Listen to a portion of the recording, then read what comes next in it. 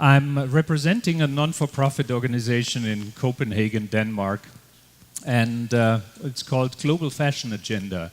And we look into the fashion industry and try to make the fashion industry more sustainable. Let me start with setting the stage and explain a bit of background on the global fashion industry. It's a big industry. 1.5 trillion euro turnover, that is roughly 6.5 trillion Brazilian real sort of turnover. It employs around 60 million people worldwide. 60 million people, many of them in developing countries. Fashion is always said to be raising states out of poverty, and I think this still happens today. And another peculiarity about the industry is that 2/3 of the workforce are female. It's a very complex setup. It's a complex network, a production network, where many small companies participate on the brand side, on the retail side, and on the manufacturing side. And it's a very staggered industry where you have companies that do the final product, you have companies that do the garment, you have companies that do the filament, they are producers of the raw material. So you have many tiers, and that makes it incredibly complicated.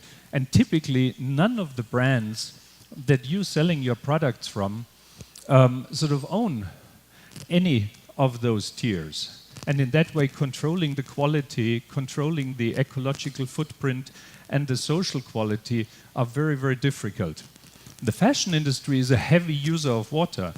Some of our raw materials are very water intense.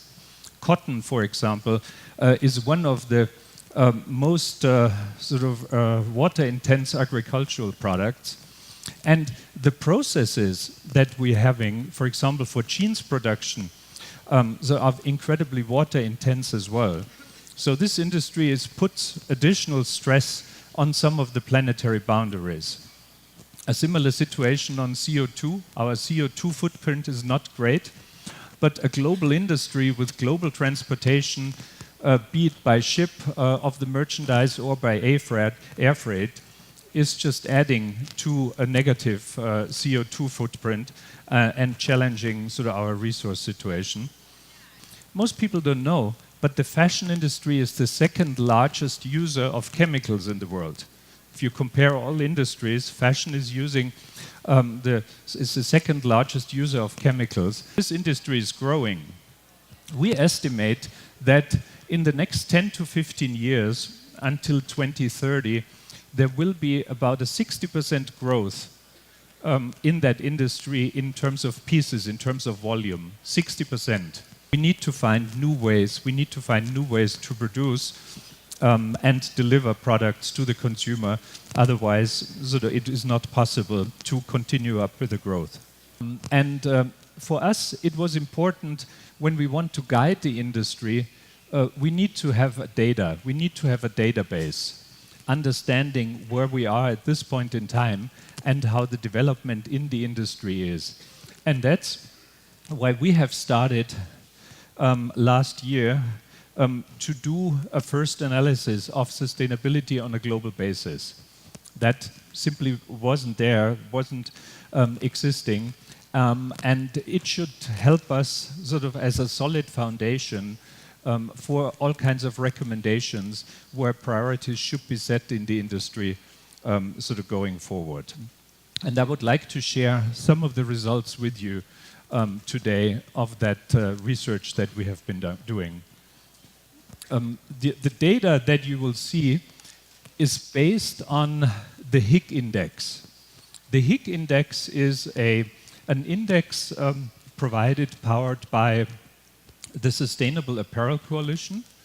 That's a non-for-profit organization that's working with the fashion industry. They are providing a self-evaluation tool. And with this self-evaluation tool, brands, manufacturers, suppliers can measure their current state of sustainability and can draw conclusions how they actually can improve the situation. If you implement all solutions environmentally and socially, you could maximum reach 100. And in that way, if we take the average for the industry, the average is at 38. This is not really impressive. So the average of the fashion industry isn't even delivering half of what technically would be possible today. What was surprising for us when we compared last year to this year was that the bottom and the top performers actually only marginally improved, only with 1%. And the real improvement was in the middle. So the companies that are already on a journey, they had made a big stride. The bottom didn't move at all. And what we realized is the top performers are coming into areas where it's becoming more difficult to become significantly better. What's happening when you are deciding, I don't need that piece of garment any longer, that piece of fashion any longer? Unfortunately, in most cases, it's ending up in landfill, which is not a very sustainable solution. In some situations, it is downcycled, it is used in lower quality products, and only in about 3 to 5% it is actually reused in the fashion industry again. It is put back, it's made into raw materials, recycled and reused again. So that's why the number is so low. The increase from 9 to 17% in the last year is predominantly coming from big collecting schemes of big fashion retailers. So they ask consumers, please bring back your own products. We recycle them for you. We do something for you with them. So that's actually increasing the number at the end. On the other side, on the beginning of the value chain, you see relatively low scores as well. Design and development isn't great at this point in time. We don't design for sustainability. We don't design for reuse. We use so many mixed fibers in our products that are incredibly difficult to take apart at the end of the journey, and therefore it is a very problematic product that is given to the consumer and can't be recycled so easily at the end.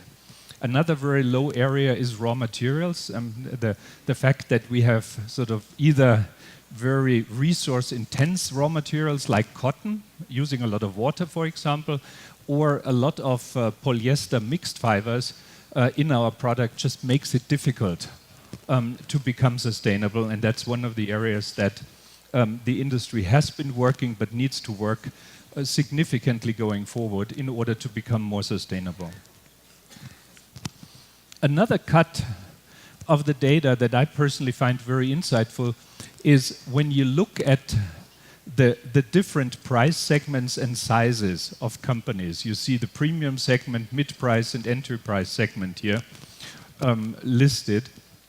And the first conclusion is that actually luxury companies, high-price companies are not better than cheap companies that offer cheaper products, entry-price level or mid-price level. So price does not differentiate on sustainability. The only thing that really differentiates on sustainability is size. So size matters completely on sustainability. The largest companies in that industry invest the most in sustainability. They put the biggest resources in sustainability in terms of teams and money, in terms of innovation. And that shows a complete difference sort of in their sustainability footprint. So that's actually good news. The big really take it serious and are driving sustainability. The flip side of it is the bad news. This is a very fragmented industry. On a global scale, about 50% of the volume is done by small and medium-sized companies. They are utterly unsustainable.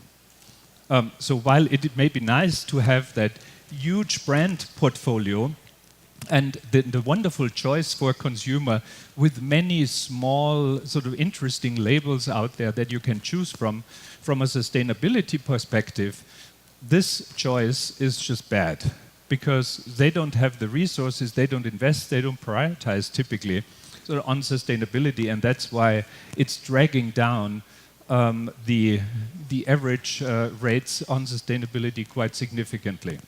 They're actually the ones with the highest numbers of sustainability today. Some of them are medium-sized companies, 500, 800 million euro turnover, but their CEOs, owners, leadership teams are so devoted on sustainability that their whole value chain is built on it. And with that, even if you're small, you can make it happen. But unfortunately, those are the outliers.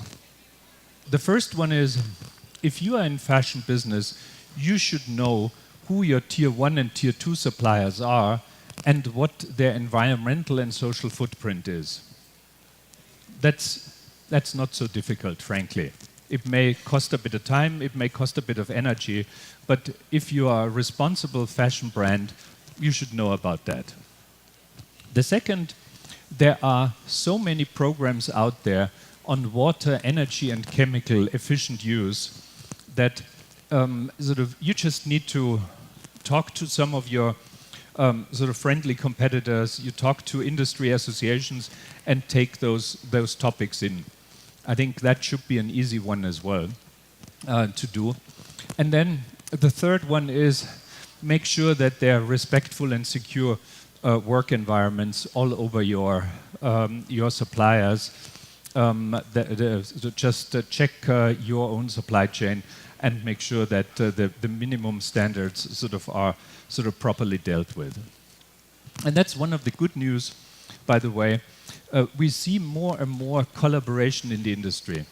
While 5 years ago, the big companies wouldn't talk to each other on sustainability, today they sit in the same room, they struggle for the same solutions, and that hopefully will accelerate things going forward. And we really need to pool money initiatives on those four on the bottom.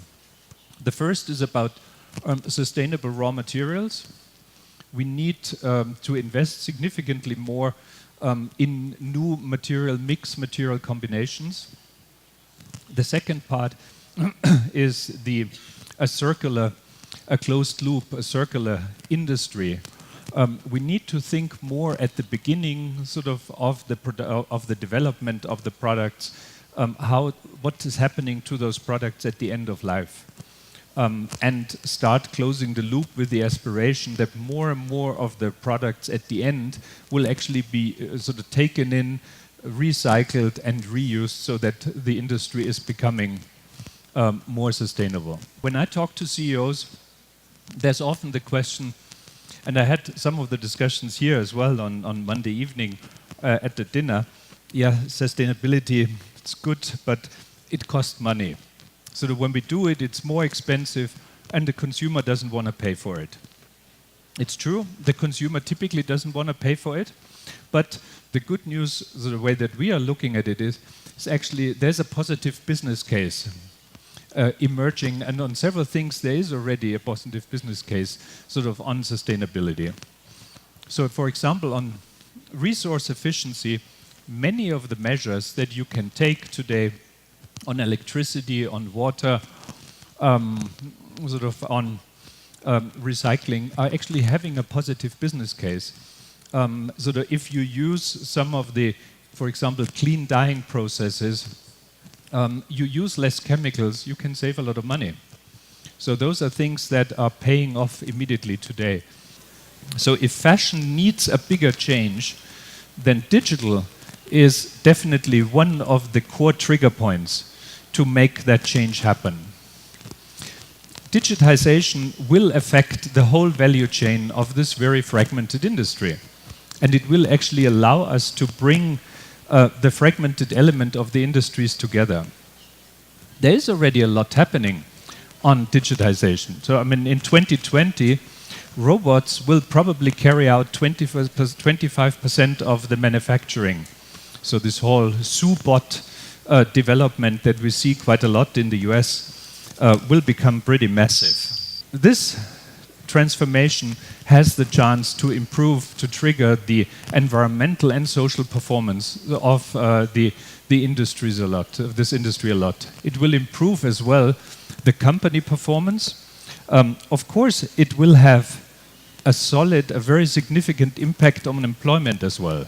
And let's not only talk about the positive dimensions, it will have some negative effects as well. The more we automate, the more we endanger some of the jobs of those 60 million people that are currently employed sort of by this industry. But I think we need to face that development, and we need to discuss with governments sort of how we can actually smoothen that journey, how we can make that an acceptable transition sort of for everyone. They are looking at basically redefining their role as the middleman and talk a lot about the application of digital technologies in the supply chain. And they actually believe that they can reduce the supply chain from the start of the design to the handover of the product in store. This is currently 38 weeks on average. 38 weeks on average. And they believe with digitization they can cut it down to half, to 19 weeks. They believe as well that the fastest supply chain can be already today 4 to 7 days. Of course, depends on the means of transportation. So with that, we potentially move into a completely new business model. Suddenly we don't overproduce, we don't sort of produce way too much, and then we can only sell half of it at full price, and then we start to sort of sell it at a lower price and a lower price and a lower price. Maybe we can move to an area where we only produce what you actually want to buy. And that will take a lot of waste sort of out of the system. So let me conclude. Fashion is a large and sort of global industry, but unfortunately its sustainability pulse today is really weak. While I believe there's a clear roadmap for change, we won't make it with incremental improvements. Incremental changes will not be enough. We need to have a transformational change, and the digital transformation will actually allow us to leapfrog sort of into new solutions to make things happen in a much faster way. This will not always be easy. This will have quite a significant strain, as I believe, on some of the workforce, but it's worth the price, and sort of I look forward to see how this development is going on sort of in the future.